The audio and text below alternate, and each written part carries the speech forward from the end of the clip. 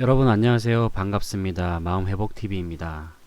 첫 번째 시간으로 여러분과 함께 부모님으로부터 받은 마음의 상처에 대해서 함께 이야기를 나눠볼까 합니다. 모든 사람들에게는 부모님이 있습니다. 부모님이 계시기 때문에 지금 현재 내가 있지 않습니까? 그런데 문득 어린 시절의 상처를 떠올리면서 부모님께 이런 질문을 드려본 경험이 있으신가요? 마음속으로든 혹시 직접적으로든 간에 이런 질문입니다. 저한테 왜 그랬어요? 라는 질문이죠. 하지만 생각해보면 지나간 일은 이미 되돌릴 수가 없는 것이고, 어린 시절에 나를 돌이켜보면 나는 부모님의 행동과 말에 저항할 수 있는 힘이 없는 상태였어요. 그러다 보니까 당시에 부모님으로부터 받은 상처가 있는 경우에는 그것을 피하지도 못하고 막지도 못하면서 고스란히 내 마음속에 남겨진 경우가 많이 있었습니다. 그런데 문제는 이렇게 어린 시절에 받았던 상처가 어른이 되어서도 극복이 되지 못하면 여전히 큰 영향을 미치는 것을 보게 됩니다. 이처럼 이 과거의 어린 시절의 상처에 그대로 머무는 성인들을 가리켜서 심리학에서는 이렇게 말한다고 합니다. 내면 아이 혹은 어른 아이라고 부른다고 합니다. 그렇다면 우리는 그냥 이러한 마음의 상처를 고스란히 안고 있으면서 계속적인 고통을 받으면서 그렇게 살아야 할까요? 어떤 사람들은 말합니다. 그냥 피해버려라. 아니면 부모님과 멀리 떨어져 있으라고 말합니다. 하지만 그러한 모습은 일시적인 감정을 잊게 만들어줄 수는 있어도 이 근본적인 해결책이 되지는 못하잖아요. 참 답답해요. 뭔가 이게 쉽게 극복이 되지 않는 내 마음의 아픔, 상처, 또 슬픔, 누가 해결해 주나 이런 고민이 생깁니다. 결국 이 해결의 열쇠는 나 자신에게 있다는 사실을 생각하게 됩니다. 우리가 대학에 입시, 수능 시험을 치를 때도 다른 사람이 대신 치러줄 수가 없잖아요.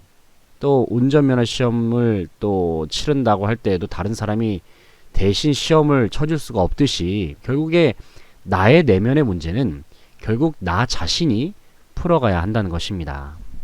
그렇다면 어떻게 해야 할까요? 여러분에게 두 가지 방법을 알려드리고자 합니다. 먼저 첫 번째는 부모님을 용서하는 것입니다. 우리를 키워주신 부모님을 용서한다는 것이 뭔가 무례하게 들릴 수도 있고 어색하게 들릴 수도 있습니다. 그래도 용서하라는 거예요. 바로 여러분 자신을 위해서 말입니다. 이 용서라는 것은 상대방보다도 나 자신을 위해서 하는 거거든요. 용서하지 못하더라도 한번 마음속에서 이를 한번 꽉 깨물면서 용서하겠다고 결단해 보는 겁니다. 억지로라도 해보라는 거예요. 그런데 신기하게도 거기서부터 용서의 마음이 싹트기 시작한다는 것입니다. 그러면서 부모님을 한번 내가 좀 이해해 봐야겠다. 그런 마음이 생길 때가 있다는 거예요. 생각해보면은 우리 부모님들도 아마도 우리의 할아버지나 할머니로부터 더 많은 상처를 받으면서 사시지 않았을까 생각해봐요. 지금보다 더 경제적으로 열악한 상황 속에서 이 부모님의 현재 이 정서가 형성되었을 거거든요. 결국에는 용서라는 것은 상대방을 이해하고픈 마음이 샘솟게 하는 그러한 아주 중요한 부분입니다. 그것이 심지어 부모님인 경우에도 말입니다. 두 번째 방법은 감정을 분리하는 거예요. 부모님으로부터 받은 상처에 대한 기억, 그리고 상처로 인한 아픈 마음이나 이 감정으로부터 잠시 멀리 떨어져서 바라보라는 겁니다. 마치 이 영화관에서 영화를 감상하듯이 잠시 멀리 떨어져서 당시의 상황과 또 현재의 내 감정이 어떤지, 그리고 지금 우리 부모님을 한번 바라보는 것입니다. 다시 말해서 모든 상황으로부터 객관화를 시켜보라는 것이죠. 그러면 생각보다 많은 부분에서 내 마음이 편해지는 것을 느낄 수가 있어요. 여기서 중요한 것은 괜히 부모님에게 다짜고짜 다가가서 나한테 왜 그랬어요? 라고 따지시는 그러한 방법은 최대한 하시지 말라는 겁니다. 왜냐하면 그렇게 해서 큰 이득을 볼 경우가 많지 않기 때문입니다. 중요한 것은 부모님이 나에게 사과하는 것보다는 내 마음이 회복되는 게 먼저라는 거예요. 간혹 부모님이 우리에게 먼저 다가오셔가지고 사과를 하시는 경우가 있어요. 그런데 많은 분들의 경우에는 이 부모님이 사과를 했음에도 불구하고 여전히 마음이 불편하다고 말한 경우가 있다는 것이죠.